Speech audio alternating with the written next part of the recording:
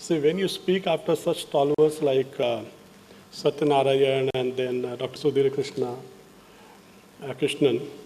you face the syndrome of the seventh husband of Elizabeth Taylor. What different can you do? So, I don't know, the presentation I made yesterday night would have actually reflection of what everybody has already spoken. Just to give a quick introduction of ABM, we are into e-government business, exclusively e-government business for last 14 years, still profitable and growing. We have been declared as top 10 emerging IT companies in India by NASSCOM, company that can make very big ranking by Economic Times, leaders of tomorrow recognition by DataQuest. And most of the projects awarded and recognized by, done by us are recognized by central and state government, IT industry, credible international magazines, and eminent personalities. Just to set a tone so that you can listen to me a little more seriously. The citizen's perspective of e-government, as we have experienced in the last 12 years, it is about electronic services delivery, and services are meaningful only if they are time-bound. And time-bound services can be given only by blending administrative reforms and ICT. So this is the mantra which we have been following, we have understood in last several years of doing business. What I will do in my presentation is I'll spend 2 slides on different projects which we are doing, then 1 slide on the learning that we have from these projects which we have done. The idea of explaining the project is to let you know that apart from very big projects that we normally talk about, there are several smaller islands of excellence which when put together, or when I have spoken by J. Satyanarayan, which when the local goes global, there will be several larger areas of excellence. We have implemented and sustained SAP in Mumbai Municipal Corporation, which has now 7,000 users, 200 locations, and covers 70% of municipal operations. Now, as you might know, Municipal Corporation of Greater Mumbai has 26,000 crore as its annual budget. Now, this is probably 3rd or 4th year of sustenance. And the good thing is most of the operations of this organization have been switched over and are done indeed onto the computerized system. That means there has been institutionalization of e-government in MCGM. We are also rolling out citizen-centric e-governance in 231 urban local bodies, that is municipal bodies, covering 42% of the population of Maharashtra.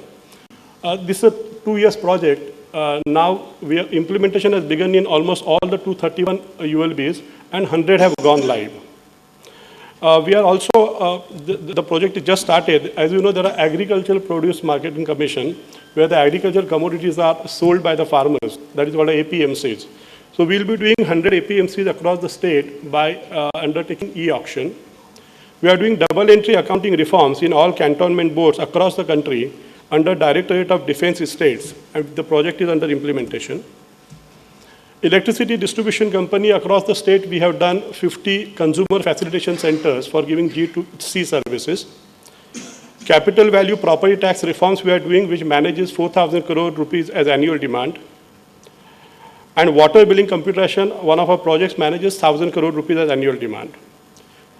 The idea of giving a little bit of a different projects that we are doing is the learning which I'm going to share with you is based on these kind of projects which we have done. Now the first learning that we have is e-government project starts when the IT project ends. Most of us think after tendering, when the software is bought, when the UAT is done, when the training is completed and van is operational, the project gets over. My experience is when this is done, the 40% job gets over. Rest of the 60% job, that is the e-government project, starts when the IT project ends. That is where you have the departmental committees inquiring into the procurement. That is when you have the local media making allegations about the champion of the e-government.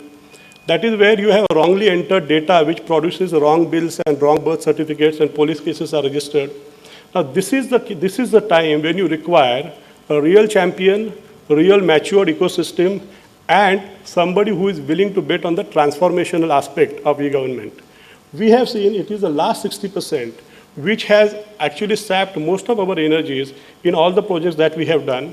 But I'm proud to tell you that most of our projects have crossed the threshold of more than 3 to 4 years. And even if somebody wants, they cannot be made reversible. So they have gone into the institutionalization stage, and now nobody has a choice of doing that. But the point is that the e-government starts after the IT project ends. Business process reengineering is an extremely good lip service. It is extremely important thing to be done, and you cannot do electronic duplication of the processes that have been implemented by Britishers during 1947 or prior to that, which were based on distrust and suspicion. So there is a need to re-engineer these processes. But you cannot get into the sole mode. I have seen several extremely sincere, very competent senior officers, champions of e-government, who treat e-government project as an opportunity to change all the processes. It doesn't work like that. You have to be pragmatic. You must understand that things require to change. You cannot change what could not be changed in last 63 years of independence just because you're implementing one e-government project. So when you undertake BPR, you must be pragmatic about it. You must identify which are the BPRs which will work, and most important stakeholder in fixing the BPRs, as per my experience, is the clerk or the talati or the gram sevak who is at the cutting edge and who deals with the citizens. Now, if you take the decision sitting in the ivory tower that this is the re-engineering process which will work in the government, you will be 90% right. But when you include these stakeholders, you will be 100% right, and most importantly, the chances that it will work go from 10% to 100%. Going live is easier than staying live. All of us must be reading in many newspapers a particular project being launched, a particular project being inaugurated.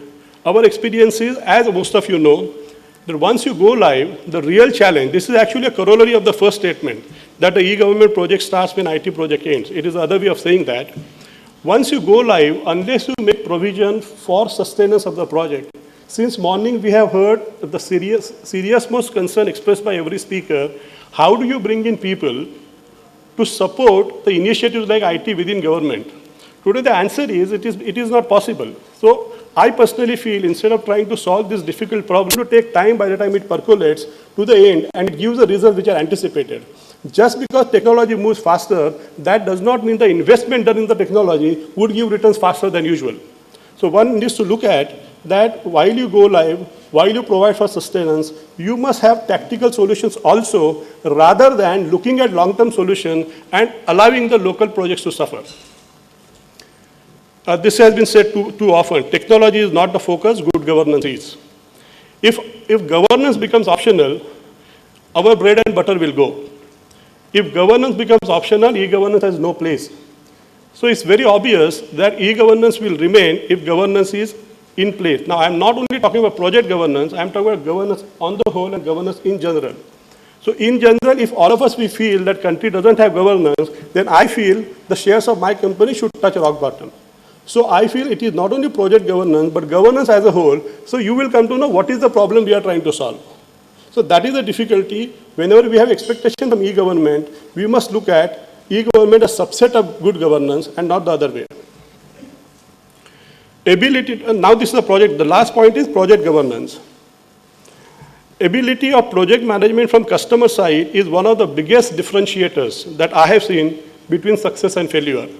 I have come across absolutely ruthless project managers who have not budged from the dates, despite of fully knowing that it was virtually impossible for my teams to meet the deadlines.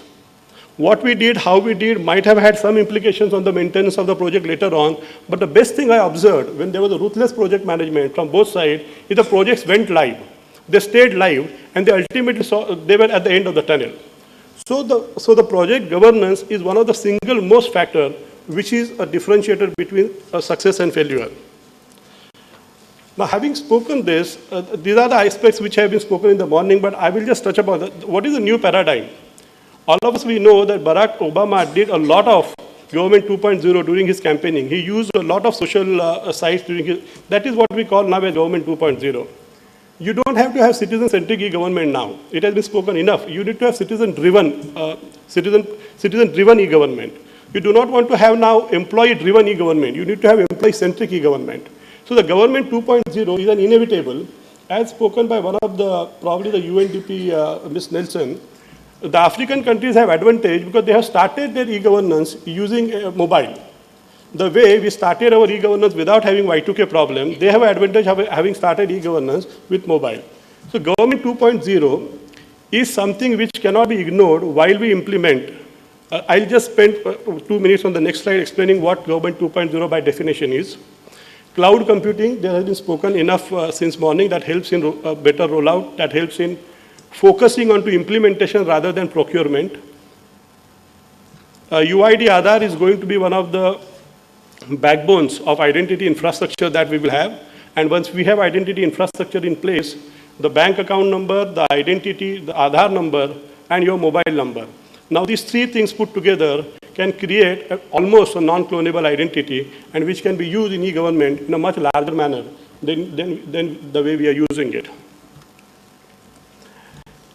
Government 2.0, actually by Gartner's definition, is a use of IT to socialize and commoditize government services and processes and data. So this itself is a topic of large presentation.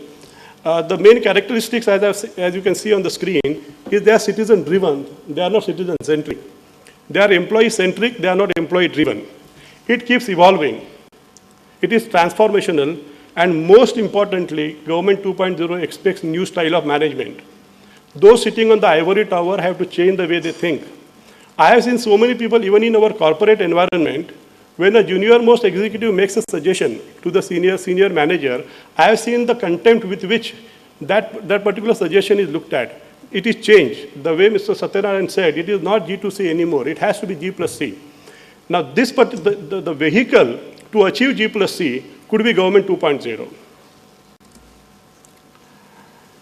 Now, actually, this is the e-services delivery deployment architecture, which this is one of the hard-coded slide in most of the presentation which I do. The only message I would like to give from this slide is, there are many projects which are front-end centric. In the sense, you can take applications with annexures and get an acknowledgement and get a commitment of delivery after some time. But a real e-service delivery will happen when you have this kind of 4 layers. The bottommost layer is a layer the entire geography is suitably networked. Then you have core modules, whichever computation you are doing, whatever e-government you are doing, you have the core modules managing the re-engineered rule of businesses. On the top of that, you have applications managing important services. And then you have the citizen interfaces in the form of CSCs or in the form of citizen facilitation centers, or now the mobiles or iPad, these kind of things. So this is the e-services delivery deployment architecture. I almost taken 13, 14 minutes. Thank you very much. That's all I have to say. Thank you. Good. Thank you, Prakash. We'll have a question now or at the end. Or now we can have the question. I have some time, yes. Hello. So, please identify yourself. I know you. Sir, I am S.K. Panda, State Informatics Officer, NIC Odisha. Sir, I fully agree with you. You have been doing an excellent job in Mumbai Municipal Corporation. But we have been talking of e-governance, good government and all that. Municipal corporations, urban local bodies, they are all elected bodies. There is a political component is very much involved there. When we talk of a success, a failure of e-governance projects, good government and all. So don't you agree with me that political commitment is very much required for sustenance as well as for starting, initiating and making it a successful governance project? And how to get into that? Brief us, please. So you hit the nail. See, if Ashish Sanyal gives me 2 minutes to say that you make your presentation in e-government, the only thing I will say is, if there is a top-level political commitment, it is impossible that e-government will not happen. The only issue is that there is a blend. In a very positive sense, there is a give and take between the deliberative wing and the execution wing, the politicians and the bureaucracy, in the positive sense. I have seen those officers who are committed to e-government appropriately using their power to take the support from politicians. Politicians, by and large, I have seen, are not against e-government. Their only worry is, will those guys get jobs or no? But when you convince them that this creates so much of jobs outside government, that it is not going to affect the overall employability of the youth, number one. And number two, I tell them that ask your children, would they like to work for a government office or would they like to work for a BPO company? They will anyway not like to work for a government office. So by and large, the single, if I have to select one factor that will make the e-government successful in India, one factor, it is political will. Okay, thank you. Panda, I just wanted to supplement. One is that political buy-in for e-government is coming faster rather than bureaucratic buy-in. The reason is very simple. In a lighter vein, if you allow me to say, political people have got only 5 years job, secured job. Bureaucracy is having 33 years secured job. When we are choosing between technologies or various platforms, if that time the assistance of a technocrat is not really taken into consideration, the project will suffer in the long run. No, that is, nobody disputes that. Anyway, No, we that don't want happens to... anyway, so that's a controversial thing. We can, Thank you, sir. I we agree with can, you. Thank you. Thank you for your raising the issue.